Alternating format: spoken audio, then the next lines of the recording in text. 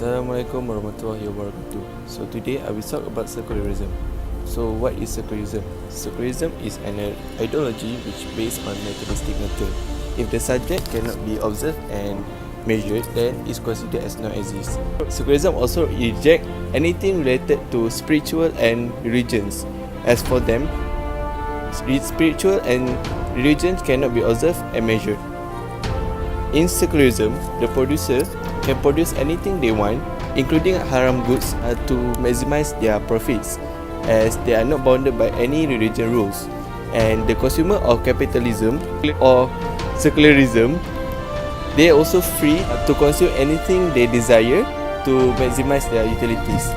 And regarding the incentive of economic activities, the capitalism use materialistic incentive to participate in economic activities. As for them, having more wealth is a success in life. Therefore, they will work harder to gain more wealth. And lastly, in socialism, the agent will use moral incentive to participate in economic activities. Okay, next I will continue about how Christianity view on economics. Okay, firstly, as we know, Christianity is one of the divine religions. So, what do you know about divine religion? Divine religion is something that they have their own scriptures to guide their life in all aspects. There are things that they must do to pursue economics. So, as we know, there are things that they must do to pursue in economics. So one of the things that we know that Christianity is important toward the glorify of God. The first most important thing is that Christian believe that the economics must everything in the hand of God, and the second is everything that they must do must be good, so that the effect of the sin will decrease if their intention is good. Lastly, the critics of Christianity towards the capitalism and socialism. You might think that Christianity might more love socialism, but it is not. Socialism have their own intention towards the other profit, since Christianity doesn't allow to take profit by themselves, because sharing is compassion. So they critique capitalism towards why capitalism use their self-interest system to get their economics. So that's all.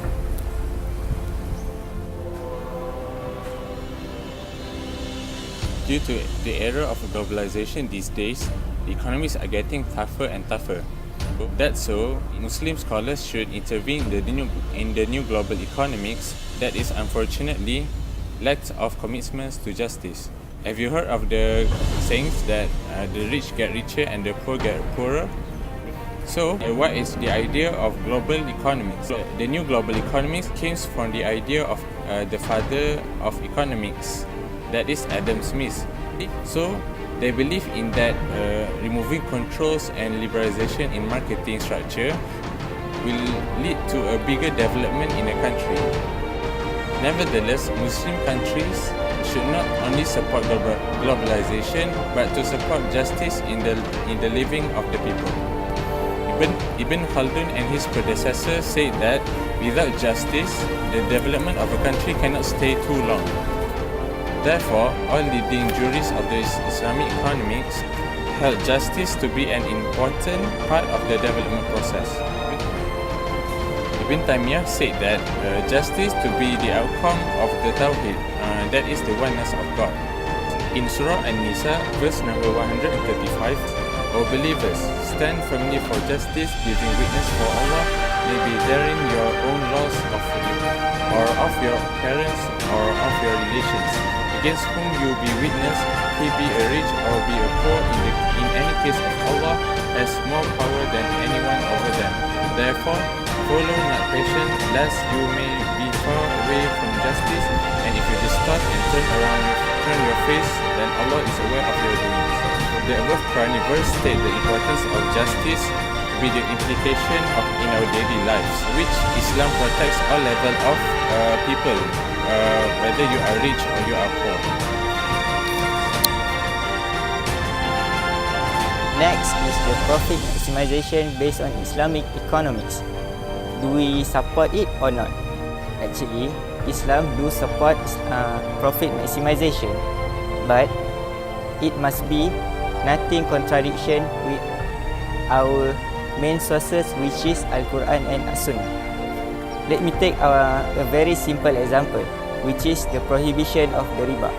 In conventional economics, they do implement the interest and riba, while the Islamic economics prohibits it. Based on the verse of Al-Quran in Surah At-Taubah, A'udzu billahi minasyaitonir rajim, wa halallahu bai'u wa harrama riba. In this verse, Allah allow every businesses except the one with riba. Moving on to the next point, Islamic values in economics. Islamic economics practice the values such as honesty, integrity, and trustworthy. This will be the main differences between the conventional economics and the Islamic economics. This is also a part of obligation that we need to follow if we run a businesses. This is also mentioned in Al-Quran, Surah At-Taubah. A'udzu billahi minasyaitonir rajim. Ya ayyuhalladzina amanu taqullaha hakunu ma'as shadiqin. Sadaqallahul azim. This verse explain that Allah knows our intention, so we need to beware of all our intention. Lastly, we are going to talk about scholar views on religion and economics. Aziz and Herodotus describe religion as three main components. The first one is spirituality, the second one is religion have their own collective dimension, and third one, religion was seen to be the solution for human mortality dilemma. Karl Marx described religion as was created to let people have better feelings due to their distressing experience of being poor and exploited. On the other hand, Adam Smith sees religious belief to function to give strong incentive to support civil society, which is honesty, benevolence, restraint from violence, and so forth. Empirical study shows that religion does contribute to economic growth and development. Burrow and Mercury studied outcomes was for a given level of church attendance increases in any religious belief, notably belief in heaven, hell, and afterlife, tends to increase economic growth. In another studies by Robin Grier in the effect of religion and on economic development across a national study of 63 former colonies for all major British, French, and Spanish ex-colonies, he came up with two questions: does religion matter for economic growth? And does religion matter for real capital income levels matter? Both of his hypotheses were accepted because Protestantism significant growth rate thus correlated with real GDP growth and real capital income levels. How does religion actually contribute to economic development and growth? Sabina Akar in Religion and Development assume religion might contribute directly to a person's flourishness or contentedness, which comprise human well-being segment. She connects religion to happiness. However, she only sees religion being a threat only when leader or development institutions use religion to cover up their real intention. From what we can conclude, a lot of economic research was based on rational decision making. For most people, religion was seen to be emotionally biased and irrational to economic studies. However, empirical studies stated otherwise. This shown that religion does contribute to economic growth and development in certain contexts. Thank you. That's all from us.